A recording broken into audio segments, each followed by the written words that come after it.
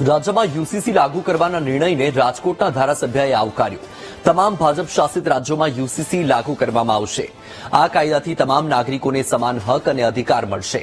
નારી સંરક્ષણને લગતો આ કાયદો છે। દર્શિતા શાહનું આ નિવેદન। ટ્રિપલ તલાકથી બહેનોનું થતું શોષણ અટકી જશે। બહુપત્નીત્વની પ્રથા આ કાયદાથી નાબૂદ થશે। આ કાયદાથી બહેનોને સુરક્ષા અને સમાન અધિકાર મળશે।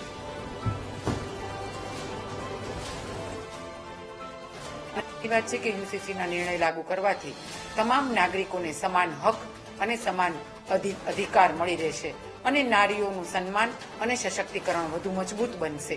એ અંતર્ગત આવનારા દિવસોમાં આદરણીય નિવૃત્ત ન્યાયાધીશ રંजना દેસાઈના નેતૃત્વમાં આ કમિટી પોતાનો રિપોર્ટ આપણા મુખ્યમંત્રી શ્રી ભૂપેન્દ્રભાઈ પટેલને રજૂ કરશે।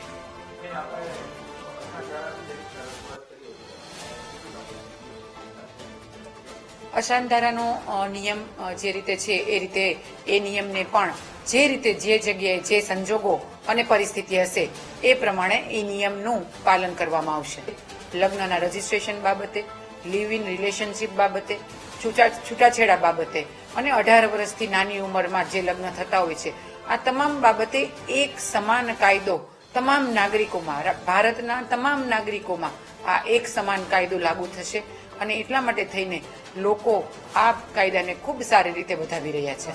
મેં જે કીધું એ રીતે નારી સશક્તિકરણ માટેનો આ કાયદો છે કે ટ્રિપલ તલાકના માધ્યમથી બહેનો દીકરીઓનું જે શોષણ થતું હતું એ શોષણ આ કાયદાના માધ્યમથી અટકી જશે।